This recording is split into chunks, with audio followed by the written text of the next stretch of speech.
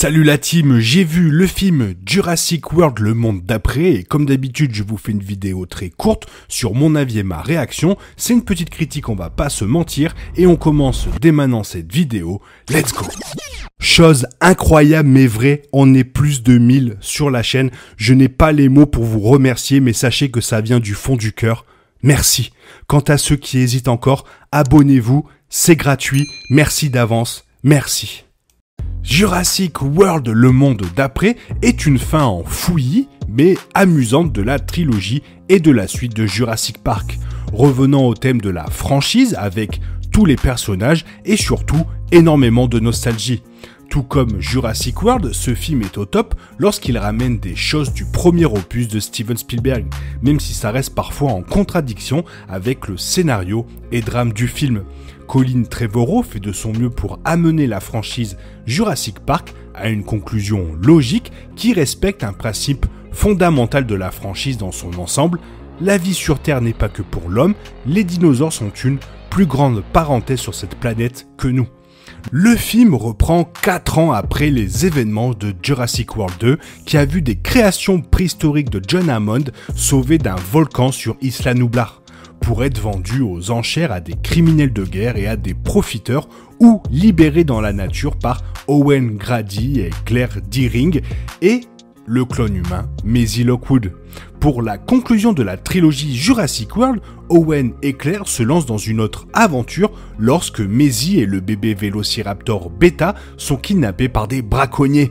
En cours de route, Jurassic World croise les chemins des survivants de Jurassic Park, Alan Grant, Ellie Sattler et Ian Malcolm, qui ont leur propre mission pour sauver le monde.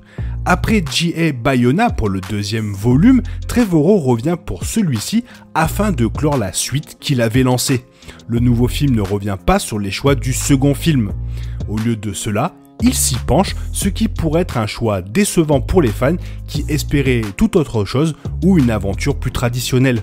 Pourtant, ce film montre enfin au public ce dont Ian Malcolm, Alan Grant et Ellie Sattler avaient averti Hammond il y a 30 ans.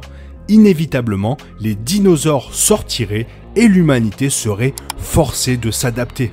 En ce sens, c'est une conclusion appropriée et audacieuse de la franchise, même si, comme de nombreux personnages le déclarent carrément dans le film lui-même, les fans, les gens ne pourront jamais s'habituer à voir les dinosaures interagir avec les humains et les espèces animales modernes en dehors de leurs anciens parcs à thème ou réserves biologiques.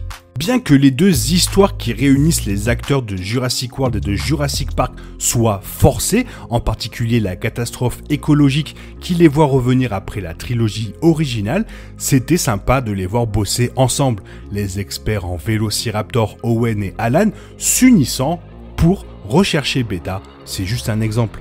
Et des décors qui font un clin d'œil à ce qui s'est passé auparavant, comme une scène qui voit Claire et Ellie chargées de réinitialiser un réseau électrique. Le film passe sous silence certains détails clés, tels que la façon dont une trentaine de dinosaures qui se sont échappés du domaine de Lockwood ont réussi à augmenter considérablement leur nombre et à se répandre à travers le monde, au-delà de l'élevage artificiel et de la contrebande, en seulement 4 ans.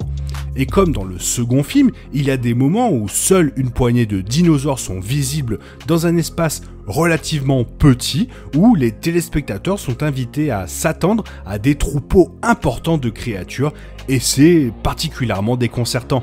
La suffisance crée une juxtaposition discordante qui empêche souvent Trevorrow de capturer la zone atteinte dans Jurassic World ou le Jurassic Park original.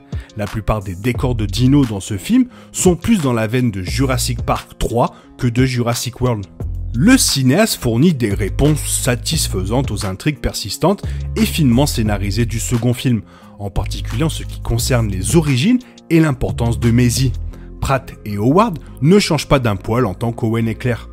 Howard obtient plus de travail dans ce film pour son rôle de mère adoptive vers Maisie, tout comme Isabella Sermon qui transforme avec succès l'un des twists les plus étranges du second film en une performance émotionnelle et un arc gratifiant qui change les aspects de ce que la franchise a dit sur le génétisme. L'histoire de Maisie est d'autant plus intéressante lorsqu'elle est mise en contraste avec le complot menaçant le monde de la modification génétique qui a mal tourné, ce qui ramène Grant, Settler et Malcolm dans ce film. Les vétérans de Jurassic Park livrent une bonne performance que les fans attendaient probablement, revenant sans effort dans leur rôle emblématique avec des nuances qui garantissent de les voir à jour avec le contexte des films. Le monde d'après ramène également le généticien de Jurassic Park et le méchant de Jurassic World, Henry Wu, dépeignant une version plus introspective et pleine de remords du personnage. Trevorrow présente également un nouveau personnage qui avait très mal commencé le film, puis est devenue une bienfaitrice, qui s'avère un ajout sarcastique et très compétent à l'équipe de sauvetage d'Owen. C'est dommage qu'avec la conclusion de la trilogie, les fans n'auront rien de plus pour Watts et surtout rien sur ses motivations ou origines. En ce qui concerne les dinosaures, ce film a la plus grande liste de dinosaures de tous les films de Jurassic Park, ramenant des originaux tels que le Dilophosaure. Il en introduit également de nouveaux, notamment le Dimetrodon, le Quetzalcoatlus, le Therizinosaure et le Giganotosaure. Putain, je me suis loupé, désolé. La plupart des nouvelles espèces se sont présentées que dans de brefs décors et ils ne resteront pas dans nos souvenirs. Ce sont des ajouts intrigants et, plus que tout autre film Jurassic Park auparavant, ils présentent la variété de bêtes carnivores que les scientifiques de la franchise ont ressuscité. Cela dit, les fans devraient tempérer les attentes pour la dernière bataille de dinosaures, car malgré un point culminant plus satisfaisant que la bagarre sur le doigt de Blue contre l'Indoraptor dans le second film, la confrontation contre le Giganotosaure de Trevorrow est franchement une scène qui ne sert à rien du tout. Les fans de la franchise pourraient contester la direction que Trevorrow et Bayona ont prise pour cette trilogie. Pourtant, détruire le cadre du parc et amener les créatures préhistoriques dans le monde moderne était une décision plutôt audacieuse. Ça fonctionne presque à la fin du film, même si ça laisse pas mal de questions en suspense. Les films Jurassic Park ont toujours été l'équivalent cinématographique d'une balade dans un parc à thème, déplaçant les téléspectateurs d'une rencontre dangereuse à une autre. Et ce film ne fait pas l'exception. Le dernier chapitre de Trevorrow regorge de sensations fortes et de rires, de nostalgie gratifiante, de drames de personnages solides et de lignes thématiques efficaces, ce qui le rend très facile à recommander aux cinéphiles enthousiastes, et je dis bien enthousiastes. C'est un autre voyage, et peut-être le dernier, dans le monde de Jurassic Park. Alors maintenant, j'aimerais bien savoir ce que toi, tu en penses, fais-le moi savoir dans les commentaires, car j'ai vu énormément de retours négatifs sur ce film, donc j'aimerais bien savoir ce que tu en penses, et surtout ça me ferait extrêmement plaisir de te lire. Voilà, j'espère que la vidéo t'a plu. Si elle t'a plu, n'hésite pas à la liker, la commenter, la partager, surtout à t'abonner, car ça m'aide à référencer la chaîne sur YouTube. Merci d'avance, merci.